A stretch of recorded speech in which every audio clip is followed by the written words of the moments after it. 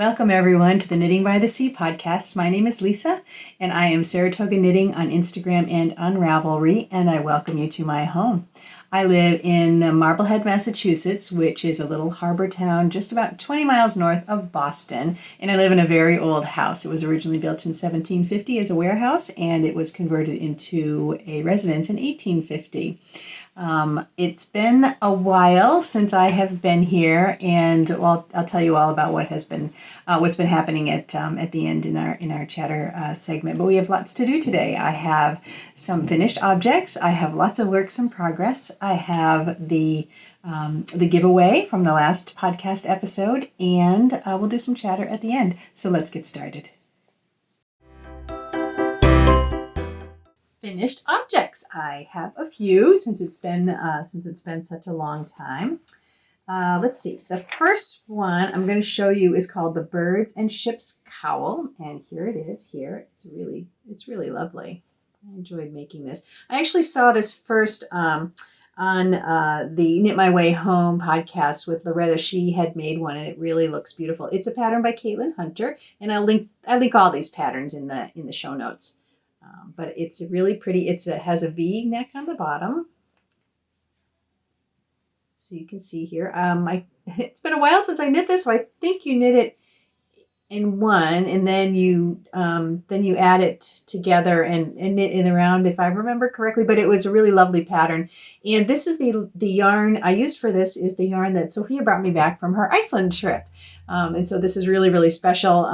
When I finished it, it was already getting warm, so I haven't actually worn it for yet as an accessory, but I really look forward to doing this. It has a really lovely, just a really easy lace pattern in the middle here, and it's got some nice texture, as you can see here, and then it moves into the stockinette in the same as on the back here, and it has just a lovely little a little hem here at the bottom. So I really, really enjoyed this, and I'm looking forward to getting this on and wearing it next fall and winter.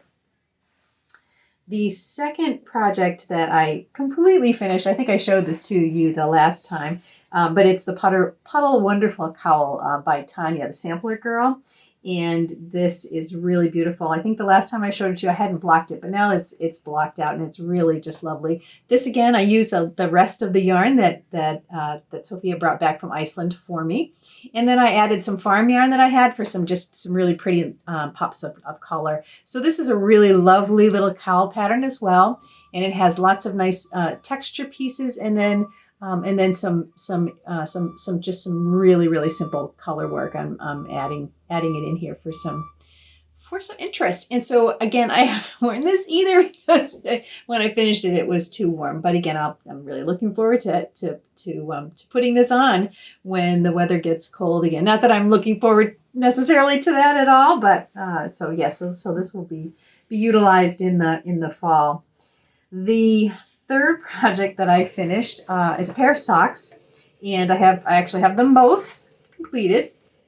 These are the Tinsel Socks by Kay Jones of the Bakery Bears. And again, I think most of you know I commute into Boston 2 days a week, and so I have about a 20-minute bus ride or so, and that's usually when I pull out my sock projects. I used to commute 5 days a week, and now it's down to 2.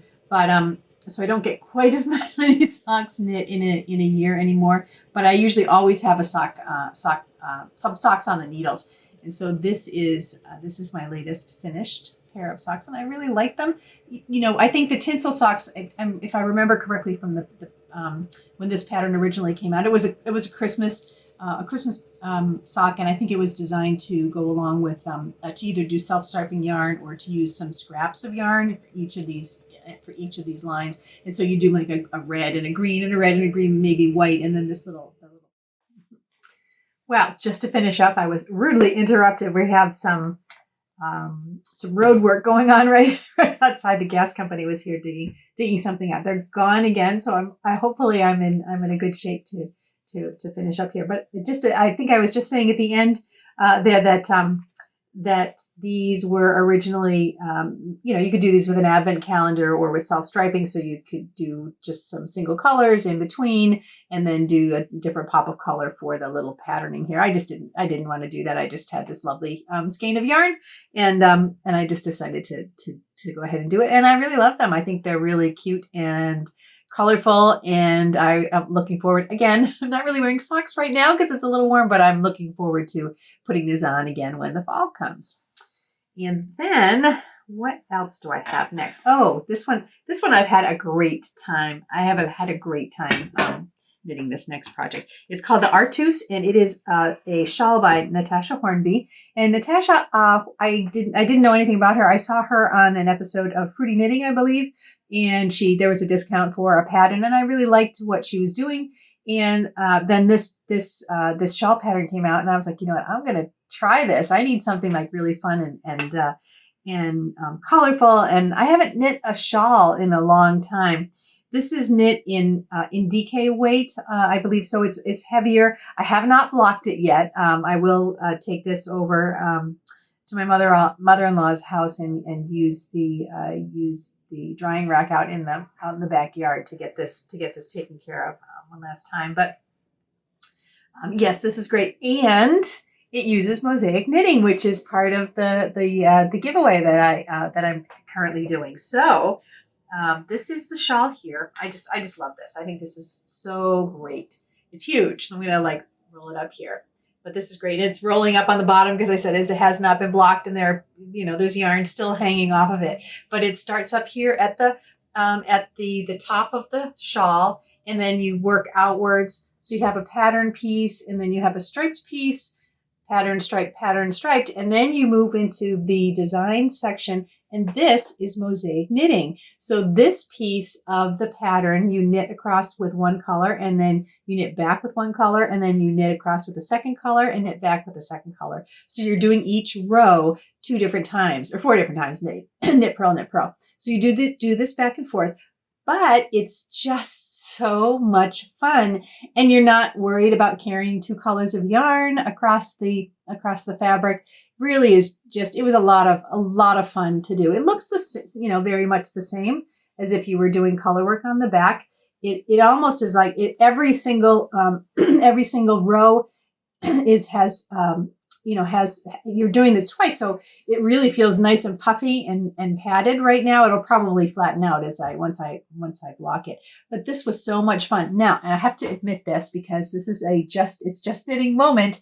This patterning on the brown part here is not what was in the pattern, and the reason is because this pattern, I think it's a waffle stitch pattern, and there's a portion where you're knitting some stitches, and then you're slipping some stitches. And when I was slipping the stitches, I just automatically in my head, because there was no direction, I slipped with the yarn in the back, and then I got probably down to this part here, so the second section, and I was looking at the picture of the shawl, and I was like, why doesn't this pattern look the way it looks in the picture? So of course I went out to Ravelry, and I went onto the forum where people were talking about knitting this shawl, and someone had mentioned that in fact it's not stipulated in the pattern, but that you need to slip with your yarn in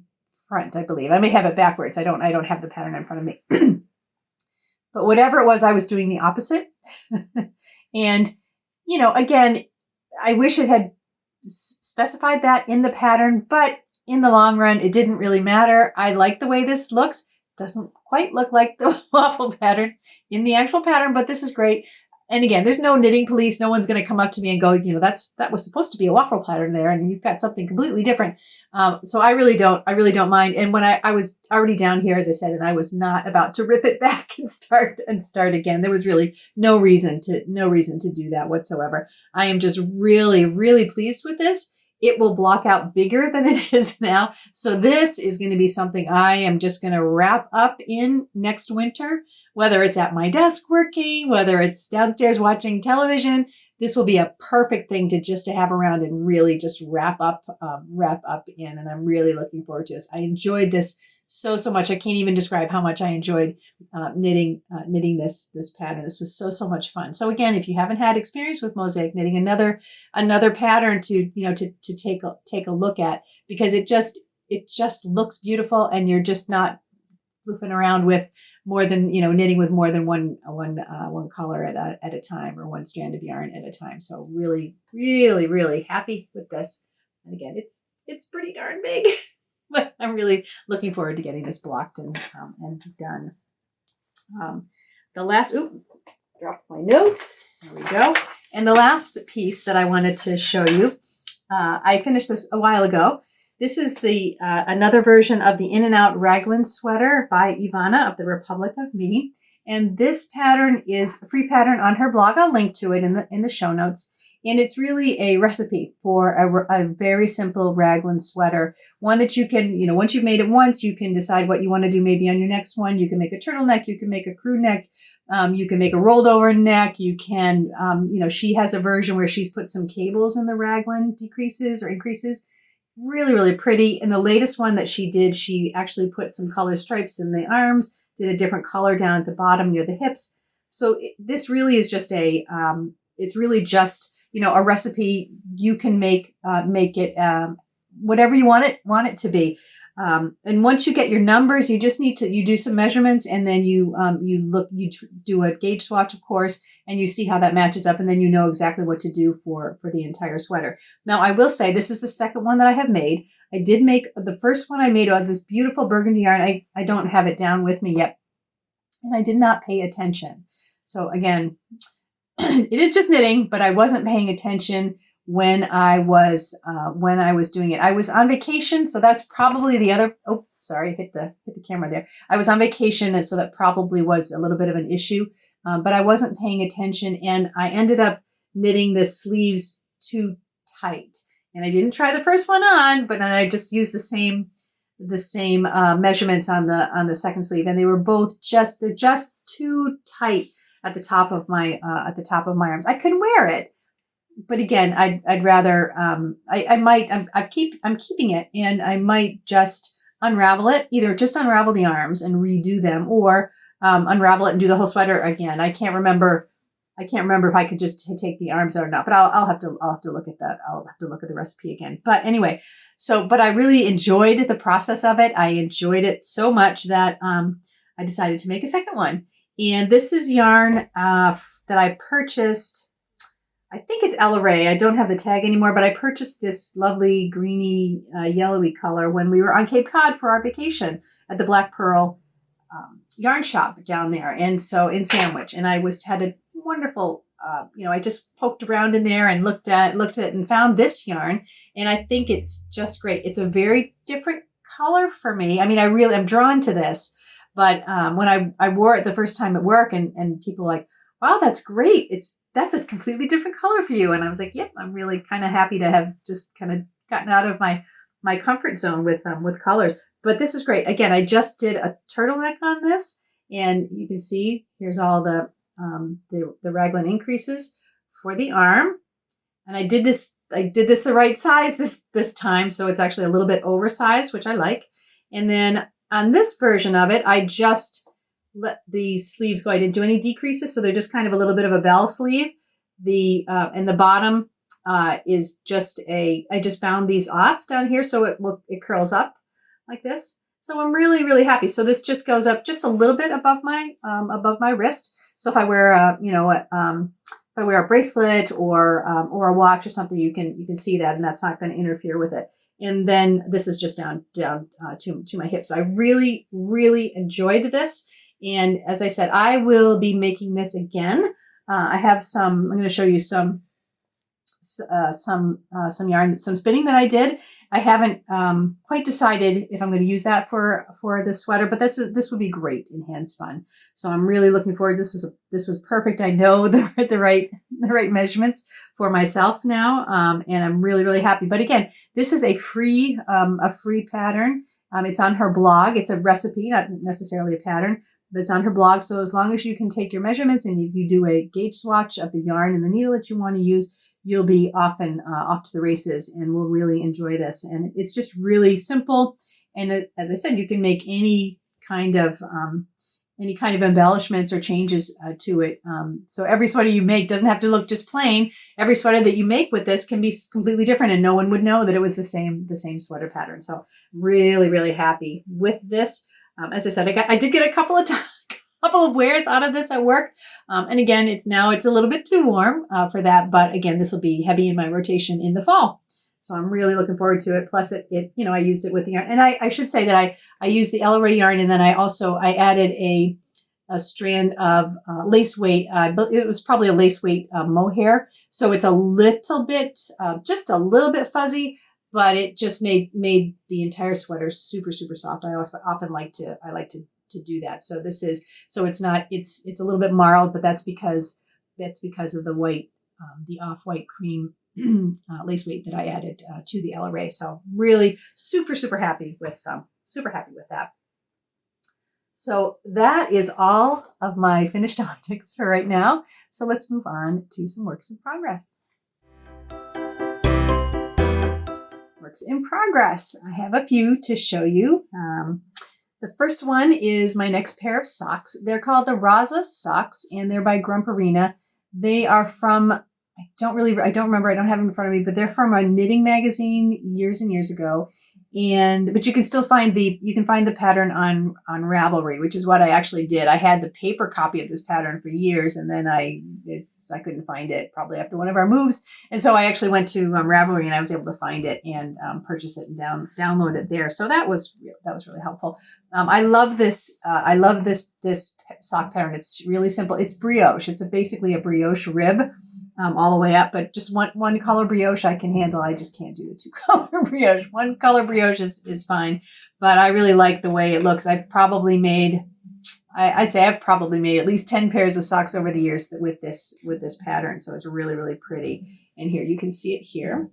I'm only about halfway down the foot. I always do my socks from the toe up.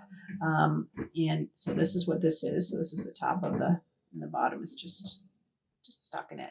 So this will be the top of the foot moving towards the heel, and it's really pretty. It's just as I said, just a brioche rib, super simple to do. Yeah, but it's really lovely. I'm using Toil and Trouble yarn from Circle of Stitches over in Salem, my second local yarn shop over in Salem. But it's beautiful beautiful skein of yarn. This was a pre-order. I can't remember the name of it, but it was a pre-order that came up, and I was like, I need to have this color in my life. And it's just really, really beautiful with all these deep purples and blues. I'm really super happy with this. So these will start coming back along with me on the bus into Boston. So these should work up fairly quickly. And now that it's getting a little bit warmer too, sometimes I don't want to work on something too heavy at night if it's too warm. So I just kind of pull these out, but really happy with these. And as I said, I always have a pair of socks on the go. So these are the RZA Socks by Grumperina. My second is, let me put this down. I'm gonna have to pull this one up here. Is my current sweater. I usually try to have a sweater on the needles as well. A pair of sock sweaters and maybe one or two other things going on. This is my current sweater project right now. And it is called the Harr Sweater. It's by Maria Bjornstall. And it has a very maritime theme. And my husband, I'm sure I've told you this before, but my husband graduated from Mass Maritime back in the day. And he graduated with his, he was a decky, so he graduated with his captain's license, and he captained a couple of ships back when we were first married. He doesn't do that anymore. He hasn't done it in a long time, but we're still all about the maritime. His friends, a couple of his friends were engineers on ships, and they all went to school together, and so we're very much into the maritime here in this household. Anyway, so this was I saw this I saw this, actually Maria had messaged me, and she's like, I have a pattern that you might really enjoy, and I totally did. I looked at it on Ravelry, and I paid for it, and it got it, and I showed this to my husband. He's like, all right, nice. He didn't want it, but I'm going to make it for myself. It's really pretty. So this is a top down sweater with a yoke, and you can see, of course, that it has a ship's wheel pattern all the way across, and it's really lovely. And then it's just plain the rest of the time. So I'm actually just at the bottom, just starting to do the rib on the bottom, and then I will pick up and do both of the sleeves. I can't remember if there's anything on the end of the sleeves or not, but I really like this. This is super pretty, and it's made out of an alpaca blend, so it's really super soft, and it's going to be very, very warm. Again, when the weather gets colder. And so, yeah, I'm really looking forward to super, really nice, interesting yoke pattern. You know, you get all the interesting part at the beginning of the pattern. So that's why I like doing this top down like this. I also like some patterns that have yoke tops actually start at the bust line and work up. So you'd use a provisional cast on and work up, and then pick up and work down. And I like that too. I like that type of a pattern as well. But this is really pretty. I'm really super happy with this. I think this is going to be great. And this will be like in heavy rotation as well in my wardrobe for the fall, and certainly for the winter. It's going to be really great. And this is, you know, the yoke is kind of bunched up right now, but it will, you know, when it's blocked, it will stretch out, and you'll be able to see the pattern really well. So again, really happy with working on this. And this is also nice because there's, you know, you're just doing stockinette now, and it really, you know, when you get to the end, you'll know why I just need a lot of just knitting. I just need some plain knitting, but I'm super happy with that one as well. Well, the next one is interesting. You have not seen me do a lot of crochet at all. And here's my bag. You have not seen me do a lot of crochet. And I decided to start this project because we had been going and spending a couple of nights a week with my mother-in-law, and what we decided to do was to have a movie night. And so we started watching the entire grouping of all of the James Bond movies, which is actually a really fun thing to do because we started back in whenever 1964, 1968, something like that. And they don't look as you remember them from as a kid watching them. So they're pretty campy and funny, and and so we were doing that for quite a while, and I thought, you know, I'm going to pick up something different so that I can have fun and watch the movies and not really have to worry about it too much. And I think that I found this pattern, Sun Gold. It's called the Sun Gold Blanket. There was a knit along going on. It's an Attic 24, so Lucy at Attic 24, and I'll put a link to this. She has a blog. She's an amazing crocheter. She uses beautiful colors, so colorful, but she just has so many patterns. And this was a blanket recently that she was doing a crochet along for. I wasn't involved in that, but I really liked the pattern. It's only a 2-row repeat, so that's also good because I haven't done crochet in a long time. I used to do just like everybody. I used to do granny squares when I was younger. Made a granny square blanket for our couch when I was a kid.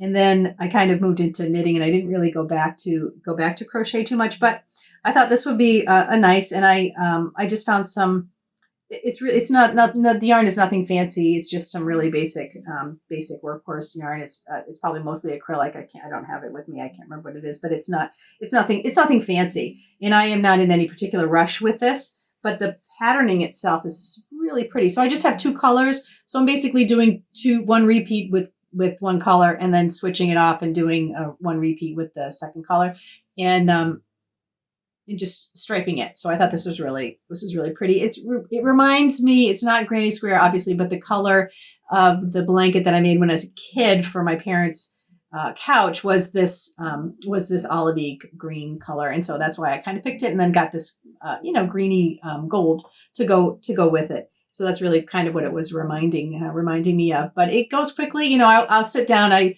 will, if I'm going to sit down and do this, I commit to doing at least 2 rows, so I get through one color repeat. I don't like to leave it in the middle, even though you can just pull out the big strand. It's a lot easier to leave your crochet work than it is to leave your knitting, but in the middle of a row. But I will sit down and do at least at least one stripe when I sit down and do this. And the other good thing about this is that I don't have to worry about the yarn, because like there's no yarn attached to this right now, because I had finished that last one, and you just end it. You don't have to hold on to the yarn, because you take your new yarn, you're going to start fresh from it. So I'm really happy with this. This has been a really fun project. It's going to be big. It's quite, it's quite wide. It's really going to be a really nice blanket for the couch to grab, to get under. And I'm really enjoying the process, because I have not done a lot of crochet, and it's a different thinking. But once you do it, you just kind of, if you have any experience with it, you just kind of, it's like muscle memory. It just keeps it came right back, and it worked well. And Sophia has a ton of crochet hooks, because she was doing those amigurumi crochet pieces for a while, so I didn't have any trouble with finding the right crochet hook size there. But yeah, so I'm really happy with this, and I'm just going to keep continuing on with this one. My next project, really the last project to show you, it's just a swatch right now. And oh, did I drop it? Oh, I did. I haven't done this in so long. I'm not properly prepared. But here it is. So Kate Davies is doing a summer mystery knit and read along, and my sister-in-law Tracy, actually, I get Kate Davies. I subscribe to her email list, so I get her emails, but I hadn't really looked at the recent emails. And then my sister-in-law Tracy was like, "Have you seen this one? Do you think you want to do this summer?"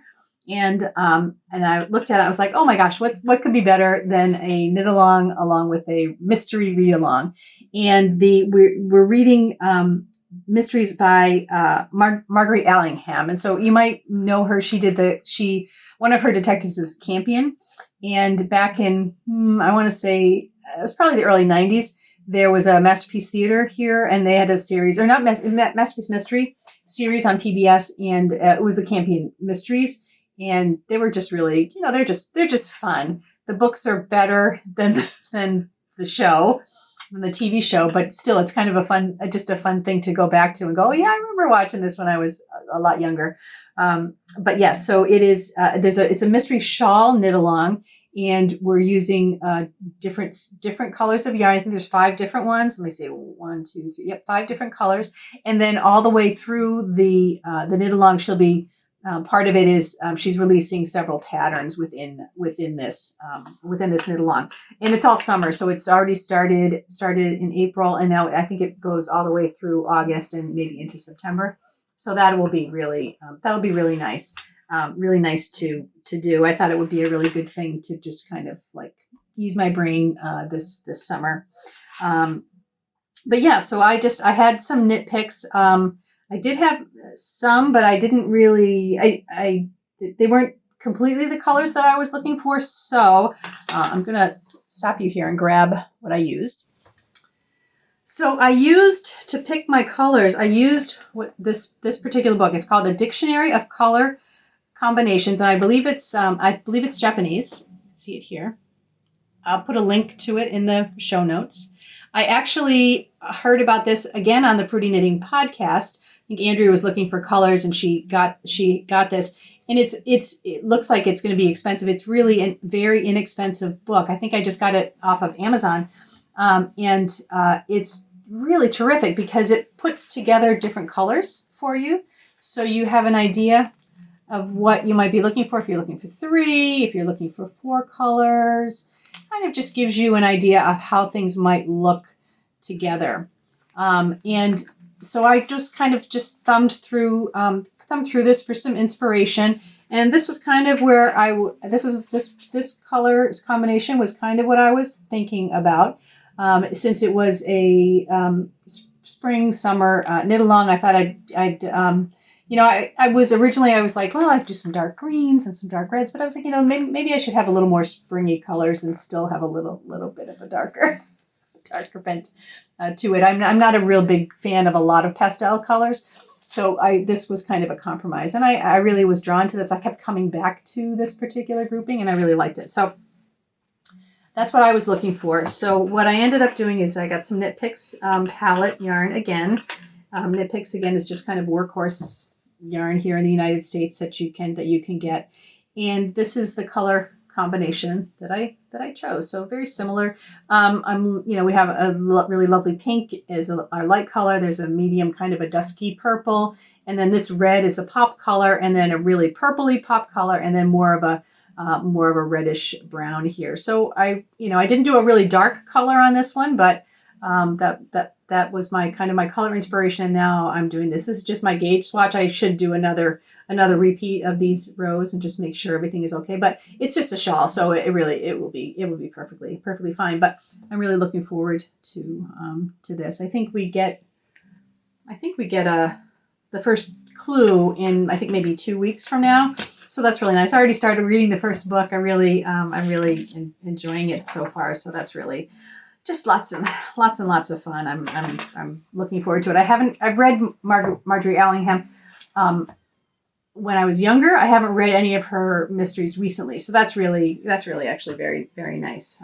Nice too. So I'm looking forward to continuing on with this.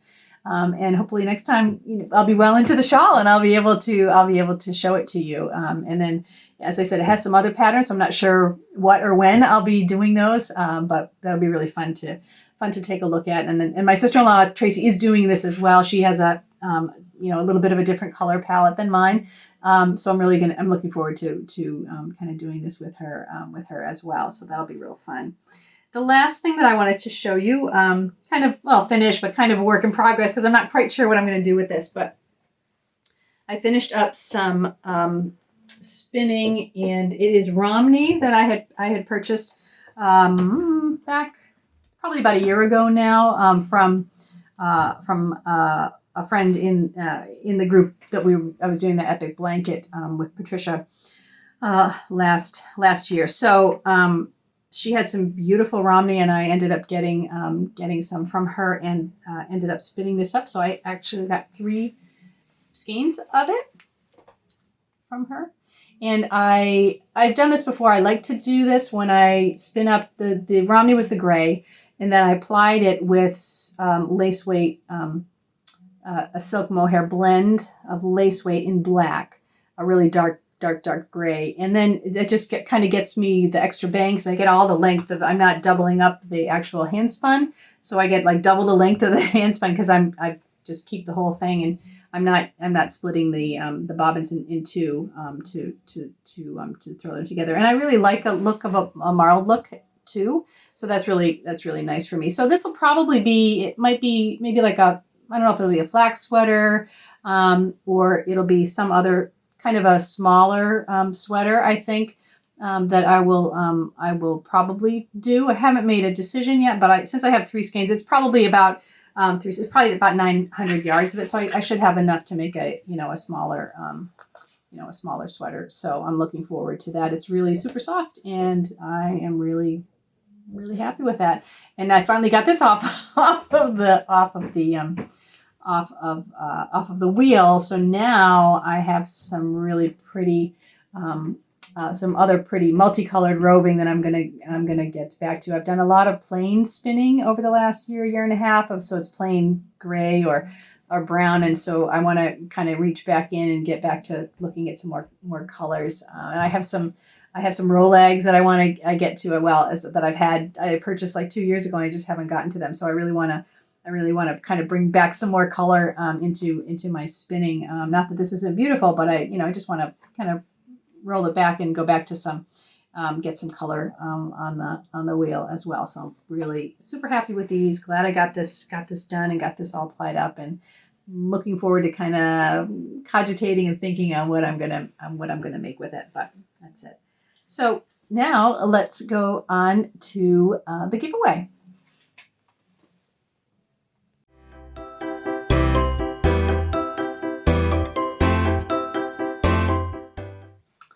The giveaway, I do apologize for taking so long to get back at this, but we'll talk about that in a little bit. If you recall, the giveaway was for 2 things. It was for this Mosaic Knitting Workshop book, which is a beautiful, beautiful book, and it gives you a primer on how to do mosaic knitting with lots of tips and tricks and very, very detailed instructions what mosaic knitting is and how to do it, how to read the charts. It's really beautiful and lots of projects to choose from to try out mosaic knitting if you haven't. And so I just ask people to put in the comments that they'd like to try mosaic knitting, and that's what we did. The other piece of this prize will be this skein of beautiful Knits for Comfort yarn. It's called Day at the Beach. So this will be going along with this absolutely lovely book. As you know, I really like mosaic knitting. I've done a lot of projects in the past with this, so this giveaway really spoke to me. I'm really happy to be able to give this out to someone and to kind of open up a new way of knitting for them. So anyway, I did a random number generator. And the winner is Anna Catras 3583, and I'll put that down here on the bottom of the screen. And Anna, if you can email me, I think the email's knitting by the sea podcast @gmail.com. Again, it'll be at the end it'll be in the credits of the video. But if you can go ahead and email me your name and your address, I will be happy to get this out to you. And hopefully you will really enjoy it and learn something and have some really great projects to get out of this. And again, this is Mosaic Knitting Workshop, Modern Geometric Accessories for You in Your Home. It's by Ashley Wempe, and it is just a fabulous book. And Anna, I really hope that you enjoy this and enjoy this lovely skein of yarn to go with it. All right, let's move on to some chatter.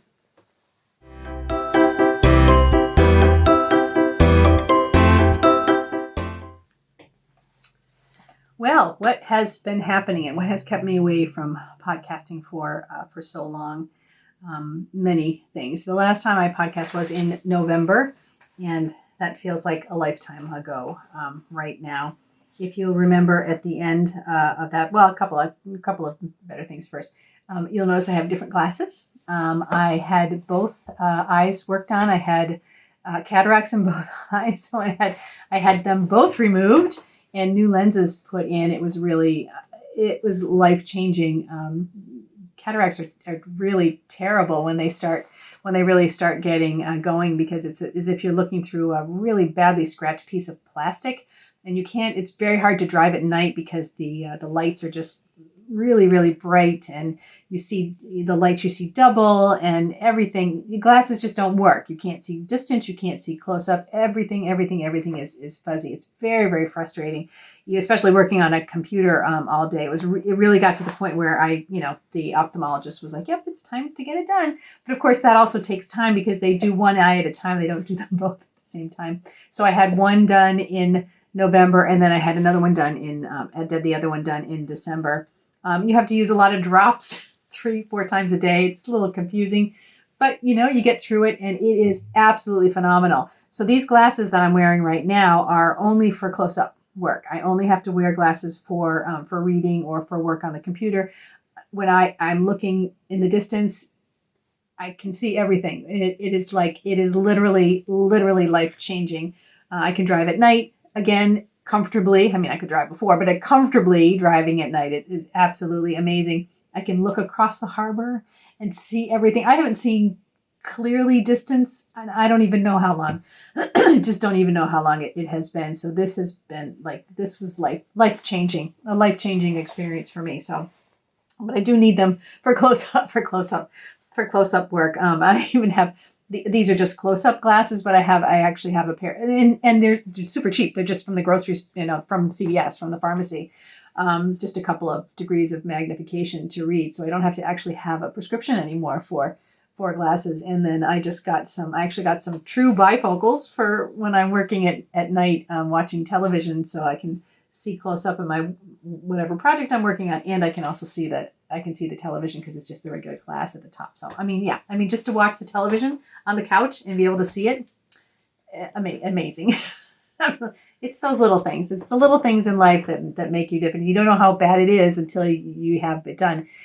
And the crazy thing is, like I said, they do it one at a time, and they do it a month apart. So you're like walking around with one eye, you can see great. I'm like, I can't wait to get the other one done, because oh my gosh, it's gonna be amazing. So that was a really great thing that happened for me this fall. Now, as you know, I've said before that I work at a college in Boston. I work in the financial aid office of a college in Boston, and anyone in this country right now who's listening to me is feeling very sorry for me because we have been going through the FAFSA debacle in this country. I know there are some financial aid folks that watch this, and you know what I'm talking about. The FAFSA is a free application for federal student aid that students in college fill out with their parents, with their income information, etc., their demographic information, and that information then gets there's calculations that are done on it, and that information gets sent to every college that the student wants it to go to, and we use that information in order to award them financial aid. So we use it to award their extra grants that they might be eligible for based on their need figure from the FAFSA information. They are eligible to take out student loans if they have completed the FAFSA.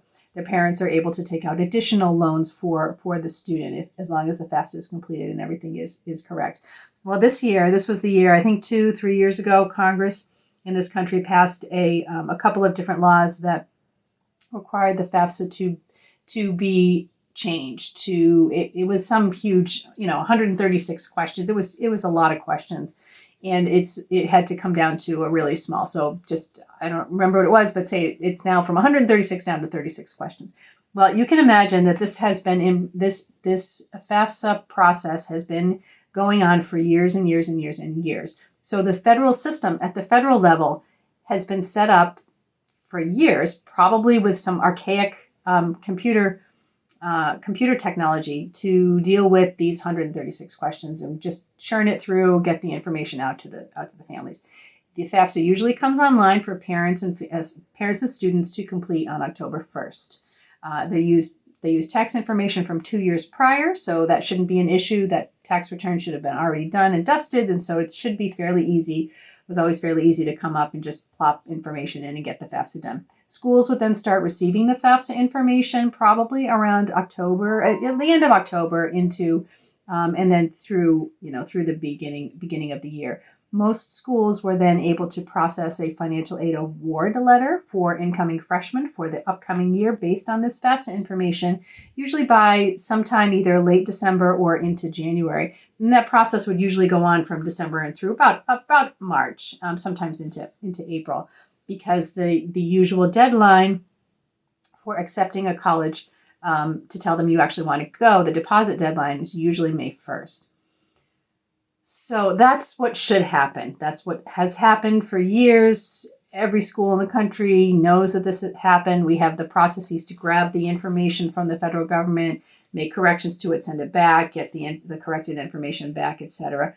We originate the Pell Grant through this process. We originate the student loans through this process. So all of our big computer programs are set up to do this. So this year, with this new FAFSA process, the federal government really, really just fell flat on their faces. You can imagine, if you have anything to do with data, if you take a data set that was 136 questions and bring it down to this smaller group, it doesn't just affect the computer system at the federal level. It then affects the computer system, the programs that all of the different colleges use in order to do their calculations for completing federal financial aid for students and getting out a financial aid award letter. So Ellucian, who was the overarching company for the banner product that we use at our college, they had to take all this information from the federal government and change every single field, every single calculation in their product that they then needed to get out to the institutions. And when you do bring that into the institution, we can't just go, boop, okay, it's all ready to go. Just plop it in the system. We're ready to go. You have to test everything because there are all kinds of redundancies. A question in our part of the banner system can affect the registrar's office, can affect student accounts. It can affect everything in there. So we have to be super, super careful when we're bringing in new updates that we're testing everything ahead of time.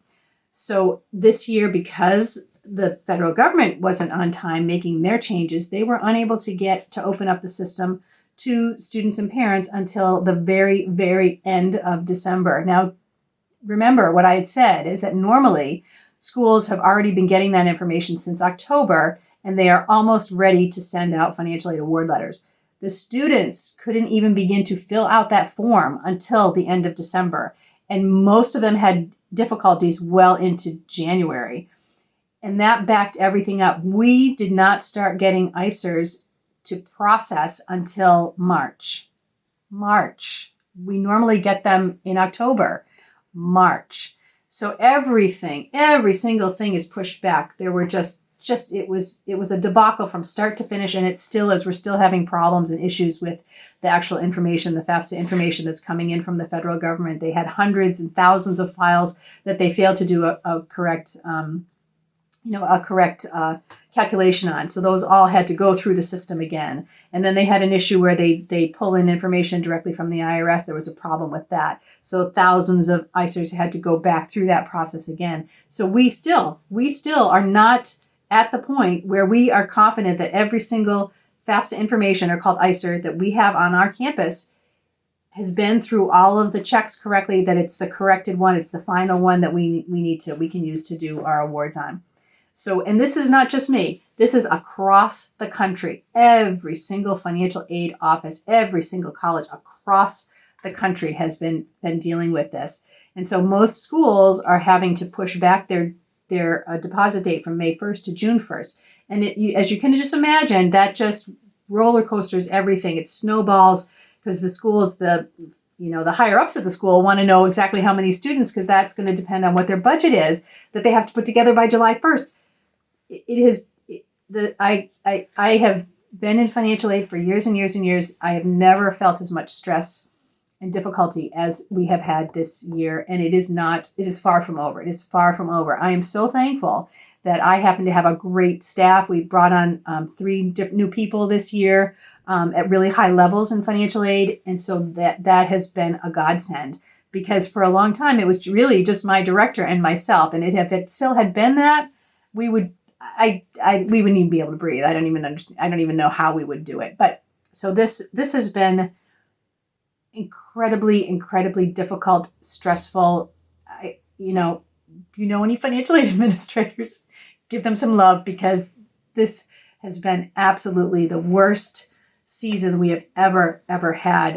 And the FAFSA will start up again in October. I feel like it's going to be October again. Hopefully they'll get it out in time for next year. But this has been very, very difficult. We've been able to get out a first run of financial aid award letters, but we have thousands more to do still to come through. And we've just been waiting for these final ones to come through. And that doesn't say anything. That's only for the new students coming in the new class. We haven't even begun to touch the returning students yet. So we have, another 3,000 or 4,000 students that we still need to do, in a few weeks. In a few weeks, we'll start to look at those. So it has really been tremendously stressful. So that's one thing. That is one thing. The second thing, the other 2 things are very, very sad. My father-in-law, who I had said at the beginning, last year, we had just gone into last podcast. He had just gone into hospice care. We had started that, and hospice is amazing in this country. So this is where if you have less than 6 months to live, hospice will come in and that you can die at home. So you can stay at home. You don't need to go to the hospital. They manage your pain medication. There's no treatment for whatever the reason that you're dying. There's no remedial treatment to it. It's just palliative care. It's just basically letting you die at home, making sure you're comfortable, that you're where you are, you're with your family, and they do everything. They come in, the nurse would come in once a week and talk with my father-in-law, my mother-in-law, anybody who's there, the family members, managed all the medication that they needed. As my father-in-law, as I said, the cancer was also in his brain. So he had already begun kind of not understanding where he was, and he was missing his words. He was doing all kinds of things. He would get up at 3 a.m. and take a shower, because he wanted to take a shower at 3 a.m. They had a bedroom upstairs, and he would insist on walking down the stairs in the middle of the night, and he was getting very, very frail. And but it got to the point where the hospice nurse was like, no more upstairs. We're going to get the hospital bed. We're going to get that in. We had a room downstairs to put it in. And my father-in-law will never go up the stairs again. You need to stay down here, because my mother-in-law was trying to pick him up. He'd fallen a couple of times, and she was trying to pick him up. Now, she was 92 at the time as well. He was 92. She was 91. So it was a mess. And as he got closer to the end, he got weaker and weaker, and he understandably got frustrated because he didn't know what was happening. He didn't always know where he was. He got to the point where I think he needed his wife. He was always looking for Joan. So he knew Joan and he knew me because I was there most of the time. So Joan and I were his main caregivers. And she was there and I was there. We had to have someone come in and bathe him every day. He was very difficult. He wanted to always get out of bed and walk to the bathroom. Luckily, there's a bathroom right around the corner, but he wouldn't always make it. And at one point, very close to the end, the hospice nurse was like, you have enough of you, because we live here in Marblehead. My other one brother-in-law lives in Marblehead, and the other one lives over in Salem. And so she said, you guys need to get together, because somebody needs to sleep here at night so that you can help your mother with him, because he would wake up in the middle of the night and try to get out of bed. And so she just couldn't handle it. She wasn't strong enough to handle that. So we had to set up a system where we had a baby monitor to hear him. And so there were some really, really, really tough nights at that point in time. He was very, very agitated. But mostly we got the medications going correctly, and that helped a lot. And you feel you understand, because he literally didn't understand what he would often ask me, what's going on? Why am I here? And he would want to know, where am I? I'd be like, I'm Lisa, we're at home, you're in your bed, Joan is here. She just went out to the store. She'll be back in a few minutes. And, really had to just work at keeping him as calm as possible. So he didn't hurt himself, and then he didn't hurt my mother-in-law just by falling on top of her. So, but hospice was amazing, and it was just a great experience, because if we didn't have hospice, he would have been in a hospital, and he would have been restrained, because he kept trying to get out, and that is just not what you would want for anyone. But it definitely he would have been restrained. There's just no question about it. So in some ways it was as if having a new baby, because you'd go over there and you'd have to listen. You wouldn't really sleep very well. And if I was going to go downstairs and he was trying to get out of bed, I had to go and get my husband to come down and help with that. So it was crazy. Now, I did mention this book before to you the last time, and I brought it with me this time. It's called The In-Between, and it's by Haley Vlahos. And she is a hospice nurse. This was on the New York Times bestseller list. It might still be on there. This is a book of vignettes about different patients that she had as a hospice nurse, and talks about the things that these people went through during their final moments of their life, and really, how it affected her as a hospice nurse, how it affected the family, and just how the whole process works. This was actually a godsend to have. Sophia had been interested in this book before we knew about my father-in-law's situation, and we got that right at the beginning of it. And this was really, really very, very helpful. It's a great book. Even if you're not, knowing someone who's going through hospice, it's great. There are things here that it was just really nice to know the stages that we would go through. There were certain things where they'd get closer as they get closer to the end of life, someone gets closer to the end of life, they might start kind of seeing what they think is some relative that they loved, or a family member, or maybe a pet that they loved. And I have to say, there was one afternoon close to the end where my father-in-law was just sitting next to me. He wanted to sit up, so I sat next to him on the bed. And he turned to me and he said, who's taking care of me? And I said, well, I'm taking care of you, and Joan is taking care of you. And he said, is my mother taking care of me? And I said, yes, she is. And he said, is she upstairs? And I said, yes, she is. And she'll be down in a few minutes. And that he was perfectly fine with that. But I was like, that's what it said would happen in the book. And then another point was that close to the end, that a person who is laying down may start kind of reaching up. We don't obviously don't know what they're looking at or seeing or trying to reach to, but they might take their arms and reach up.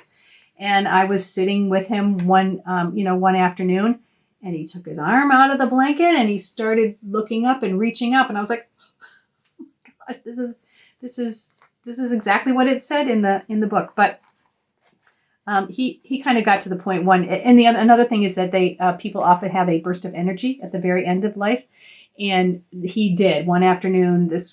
He was angry, he was mad, he wanted to get up in the wheelchair and have Joan drive him around and walk around in the wheelchair and then get back, and he just wouldn't settle. There was another nurse was there to help out, a friend of Joan's, and he didn't want anything to do with her, so I had to, I took care of him. I got her out of that particular situation, but we had the hospice nurse came that afternoon because we had called, and she came and she, the doctor changed the medication, et cetera. And, I pulled her aside and I said, what do you think? How long do you think? And she said, this kind of situation, she goes, I would say 24 to 48 hours. And she was right on. So because he passed away that night, overnight. We were not there. That was not our night. So it was my brother-in-law's night. So we were not there. I feel bad that I wasn't there. I would have, because I had just been through so much, and at that point he wasn't conscious at all. But I kind of wish that I had been there that night. But he passed away. He was very peaceful. And so then we began that roller coaster.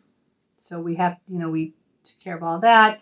He was cremated. We got his remains, and then you begin all the paperwork that goes with it: life insurance policies, the house, making sure the house was, in my mother-in-law's name. Just like, even simple things, canceling his credit card, telling Social Security that he was no longer alive, Medicare, that he was no longer alive, dealing with his supplemental insurance, that he was no longer, there were so many pieces of paperwork. He had, an IRA and a couple of accounts, investment accounts that I had to get on the phone with my mother-in-law and get those transferred into her name. Just, so many things that have to be done when a person dies that you don't really think about until it happens. And so, my mother-in-law at that point was, they have always for several years, I should say, not always, but for several years, had gone to Key West for 2 months in the wintertime. They haven't gone probably in the last 10 years, but it was a great thing. She always loved it. They would go down there maybe like in March and April, enjoy themselves. They'd rent a place in the golf club area. She had friends there, just really liked it. And so this year, since he died in December, he died at the very beginning of December. So that was our Christmas season, was dealing with everything around that, and really kind of helping my mother-in-law, which is why we started to do the movie nights. We would do the movie nights where I had talked about with the blanket. We were watching James Bond movies, and Mark and I would stay overnight as she was having some very vivid dreams, and she was hearing noises and thinking that someone was trying to break into the house. So she was definitely having some issues around being alone in the house. And we didn't want to force her to have someone in the house all the time, but I'm there. I was there most days anyway. My husband was always over there. They were like pals, he'd go over to have her, have coffee with her in the morning. So we would stay there during our after our movie night. So that was really a lot of fun. But she decided that, she wanted to go to Key West this year. And so she decided to go, and we got reservations for 2 months, for March and April. And Sophia was going to go down for the first month because we didn't want her to be alone. She's very active and healthy, etc. But she has had some health issues, and we didn't want her to be alone. And Sophia was like, I'll go stay with her. So Sophia, they went down at the beginning of March, and Sophia stayed with her for the month of March. And then Mark was going to come down and kind of relieve. They were going to switch off, and Mark was going to come down for the month of April. My brother-in-law, Carl, was there the last week of March. And I still can't even believe I'm going to say this. Still can't believe that it happened. my mother-in-law, at the very morning that Sophia was going to go get on her plane, my brother-in-law and his wife were still going to be there until Mark came. The very morning she was going to fly out. My mother-in-law went out to a little pastry shop that she wanted to go to. She got donuts. She got a nice cup of coffee for herself. She came back to the house. She poured her cup of coffee. She had her donut or whatever she had in front of her and sat on the couch. And then she started to have an incredible amount of pain in her shoulder and her arm, I guess. And Sophia, my brother-in-law was downstairs, but I don't think he really realized what was going on. Sophia came down and was like, Grandma, what's going on? And she's like, I think I dislocated my shoulder. I don't know what I did. I think I dislocated my shoulder. It's in such pain.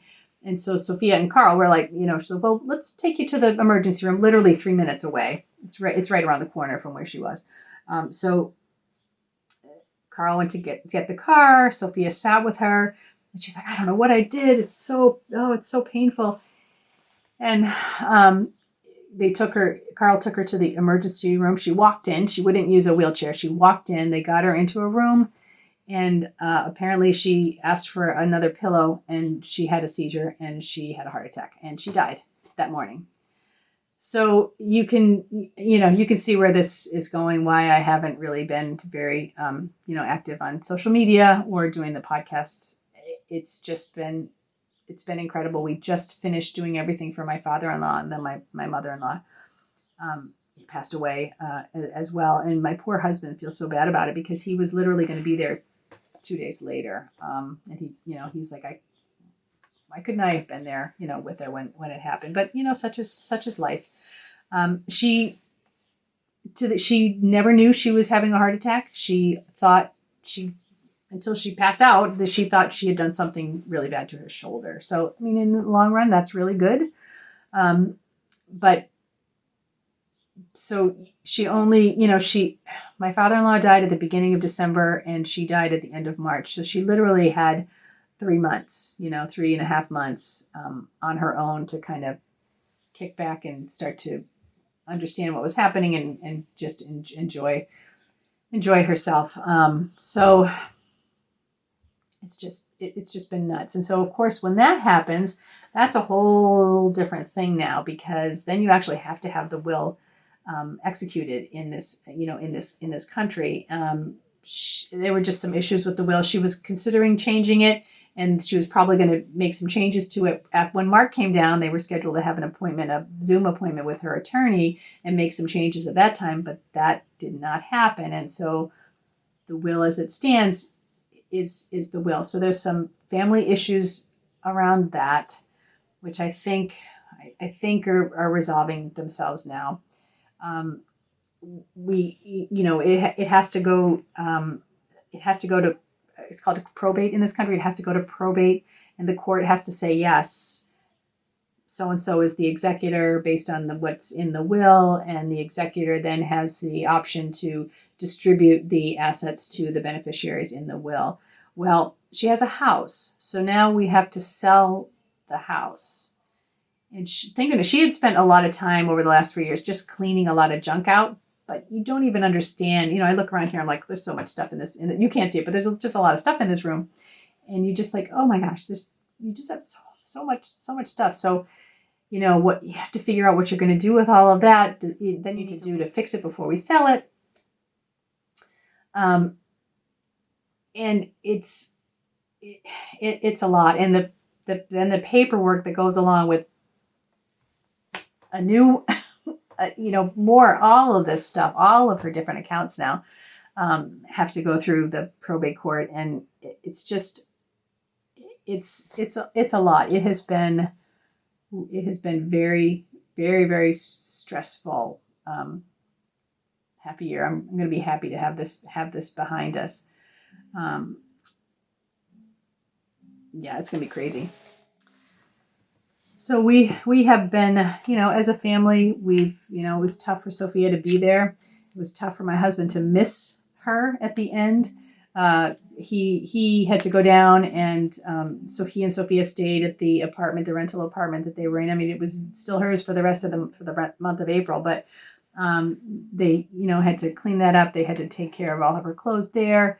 They ended up bringing her remains back here, and we actually have her downstairs tucked up on one of the cupboards, and that actually, I like that. I like that feeling that she's still here with us in one fashion. So I'm happy that she's here with us. But just all of these decisions that need to be made, and not even my parents. So you can imagine. It's been very, very, very emotional, very stressful. I can't even think about the fact that she's not here. I think with my father-in-law it was easier because you could see that he was sick. I mean, he had been sick and was losing weight, and you knew that the end was coming. My mother-in-law, she had some issues, but we didn't think that this kind of a thing would happen. This really happened out of the blue. So I know my husband feels like he lost his best friend. She was just such a sweet person. I loved being around her. I loved helping her out, doing everything. And it's really, it's a big hole it's a big hole in our family. And it is just very difficult dealing with the stress that goes along with it, on top of the FAFSA debacle and everything else. So it's been a lot. I really have, tried to focus on my knitting as much as possible. We actually, as a family, I think we're going to take a weekend and a weekend or 4 days and go to Disney for a couple of days. Mark does not like the parks, but Sophia and I do. So he'll just sit by the pool and just relax and read his book. And Sophia and I will go to the park. We'll do some nice dinners and just get away for a little bit. And then I think in December, not Sophia, she does not want to go back, but she's going to have some friends come up and stay with her for the month. But Mark and I we're actually going to go to Key West, and we're going to stay in the same, but we were able to rent the same property that she had. It's a great location. I didn't get to see it, but it's really great. And I think we're going to go down for the month of December. I have a lot of time off in December because of the holidays, and I think that's kind of what we're planning on doing right now. I think it'll be really good for my husband to kind of exercise the ghosts of that there. I haven't been to Key West in probably, oh boy, it may even be 20 years since I've been to Key West, and I'm looking forward to it. I haven't, we used to live in Florida, so I'm used to the weather, but we haven't been to Key West in a long time.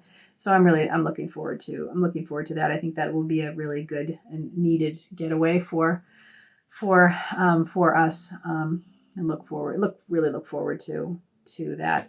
But as I said, I've really been trying to just keep going with my projects, really use them as a tool to relax, and just looking forward to getting back to some normalcy. The weather is starting to turn nice again, so that'll be good. We can spend some time spend some more time outside, which will be really nice. And we're in the process of where we have all the contractors all set and ready to go to fix the things in the house that need to be taken care of, need to be painted and inside and out, etc. So some things need to be done to it, but hopefully we can get it up for sale as soon as possible, and then get that done and dusted. Which shouldn't be a problem selling it. Certainly not in this market and not in this town. So I think that will go fairly quickly when we're at the point of putting it on the market. But that is all to say, that is why I have not been very active anywhere. And I'm hoping to kind of come out of that now and get back to doing the podcast, because I really love doing it. I just didn't have the energy to focus on it for these last few months. Get back to that. Get back to being more present on Instagram.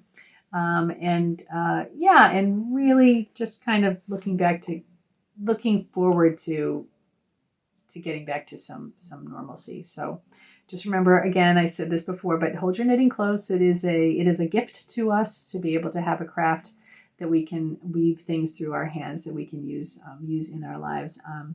And thanks for watching. And I look forward to coming back and seeing you the next time. Thanks. Take care. Bye.